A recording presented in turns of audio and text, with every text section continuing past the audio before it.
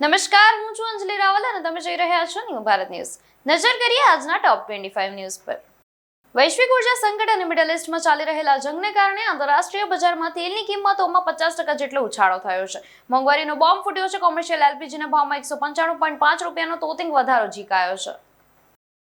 કાળઝાળ ગરમી વચ્ચે આવી વરસાદની આગાહી. ગુજરાતમાં વેસ્ટર્ન ડિસ્ટર્બન્સ અને સાયક્લોનિક સર્ક્યુલેશનના કારણે વરસાદની શક્યતા વધી છે, જેના કારણે રાજ્યના વાતાવરણમાં અચાનક પલટો આવવાની શક્યતા છે. ગુજરાતમાં સ્થાનિક ઉત્પાદિત અને રેકોર્ડ બ્રેક મગફળીનો પાક છતાં યુદ્ધ પહેલાથી જ મોંઘું કરાયેલું સિંગ તેલ હવે વધુ ₹30 મોંઘું થયું છે, જ્યારે 4 દિવસમાં જ કપાસિયામાં ₹115 અને આયાતી પામ તેલમાં ₹100નો તોતિંગ વધારો થયો છે.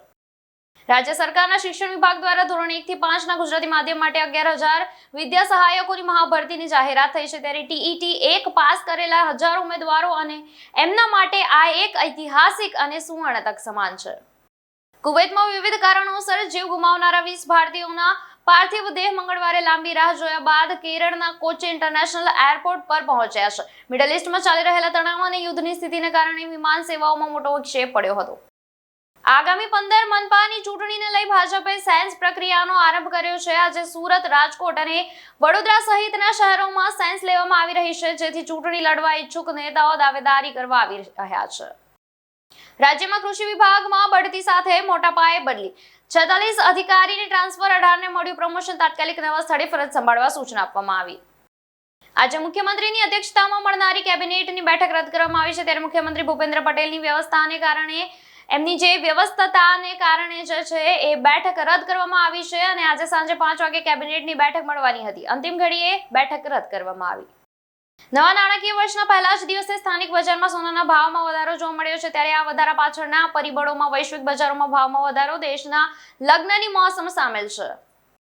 દેશમાં આજથી વસ્તી ગણતરી 2027નો પ્રારંભ થયો છે, જે આઝાદી બાદ પહેલીવાર જાતિ આધારિત માહિતી સાથે કરવામાં આવી રહી છે. આ પ્રક્રિયામાં દેશભરમાં 30 લાખથી વધુ કર્મચારીઓ જોડાશે અને ગણતરી 2 તબક્કામાં પૂર્ણ કરવામાં આવશે.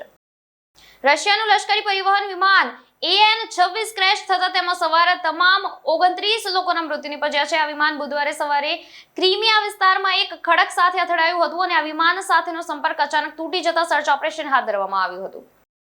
1 એપ્રિલ 2026 થી એવિએશન ટર્બાઇન ફ્યુઅલ જે છે એ ફ્યુઅલના નવા દર લાગુ થયા છે, ત્યારે દેશના મેટ્રો શહેરોમાં ATFના ભાવમાં વધારો નોંધાયો છે. તાજા અપડેટ મુજબ જેટ ઇંધણના ભાવમાં આશરે 8.5% થી 8.8% જેટલો વધારો થયો છે. વડાપ્રધાન નરેન્દ્ર મોદી આસામની મુલાકાતે પહોંચ્યા છે. ભાજપના ચૂંટણી પ્રચારને મજબૂત બનાવવા માટે અહીં 2 મોટી જાહેરાત રેલીઓની સંબોધિત કરી છે, ત્યારે વિધાનસભા ચૂંટણીને ધ્યાનમાં રાખીને આ મુલાકાત અત્યંત મહત્વપૂર્ણ ગણાઈ રહી છે. અમેરિકાની ટેક કંપની ઓરેકલે ભારત સહિત વિશ્વભરમાં આશરે 30,000 જેટલા કર્મચારીઓની એક સાથે છટણી કરવામાં આવી છે, જેમાં સૌથી વધુ 12,000 કર્મચારીઓ માત્ર ભારતના છે. વાવાઝોડા અને માવઠાને કારણે કેરીના પાકને નુકસાન થવા પામ્યું છે. આ સ્થિતિમાં કેરી રસિકો માટે મોટા સમાચાર સામે આવી રહ્યા છે. માર્કેટ યાર્ડમાં કેસર કેરીની આવક શરૂ કરાઈ છે અને ઉત્પાદન ઘટતા ભાવમાં પણ મોટા તફાવત છે. ગુજરાતમાં આગામી સ્થાનિક સ્વરાજ્યની ચૂંટણીઓ પૂર્વે વહીવટીતંત્રમાં મોટા ફેરફાર છે, ત્યારે રાજ્ય સરકારના પંચાયત, ગ્રામ ગૃહ નિર્માણ અને ગ્રામ વિકાસ વિભાગ દ્વારા ક્લાસ 2 ના 23 અધિકારીઓને ક્લાસ 1 માં બઢતી આપીને મહત્વની જવાબદારીઓ સોંપવામાં આવી છે. આઈપીએલની 5મી મેચમાં આજે લખનઉ સુપર જાયન્ટ્સ અને દિલ્હી કેપિટલ્સની ટીમ આમને સામને હશે. બંને ટીમો વચ્ચે આ મુકાબલો લખનઉના ભારત રત્ન અટલ બિહારી વાજપેયી એકાના સ્ટેડિયમમાં રમવામાં આવવાનો છે. જીએસટી કલેક્શનમાં એક નવો ઐતિહાસિક મહા રેકોર્ડ બન્યો છે. માર્ચ મહિનામાં જીએસટી કલેક્શન 8.8% વધીને સીધું 2 લાખ કરોડ રૂપિયાને પાર પહોંચી ગયું છે. એએમસી તિજોરી છલકાઈ છે. એક વર્ષમાં 2373 કરોડની ટેક્સની ઐતિહાસિક આવક. ચૂંટણીના વર્ષમાં અમદાવાદીઓએ રૂપિયાનો ઢગલો કર્યો અને જે આ રૂપિયાનો ઢગલો કર્યો છે, ત્યારબાદ ગત વર્ષની સરખામણીએ આવકમાં 119 કરોડનો વધારો નોંધાયો છે.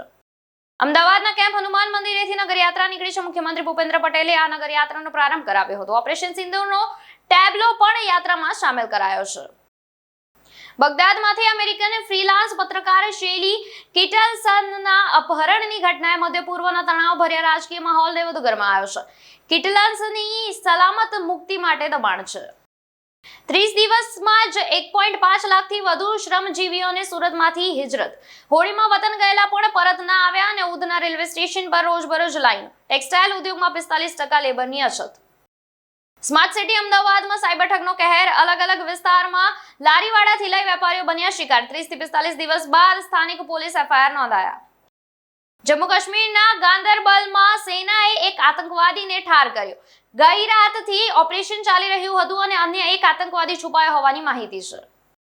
ભારતીય નેવીને એક જ દિવસમાં 3 નવા ઘાતક જહાજો મળ્યા છે. આમાં 2 યુદ્ધ જહાજો અને એક મોટું સર્વે જહાજ સામેલ છે. આ 3 જહાજોના નામ દૂનાગીરી, અગ્રેય અને સંશોધક છે. ટોપ 25 ન્યૂઝમાં હાલ માટે બસ આટલું જ. વધુ સમાચાર જોવા માટે જોડાયેલા રહો ન્યૂ ભારત ન્યૂઝ સાથે. નમસ્કાર.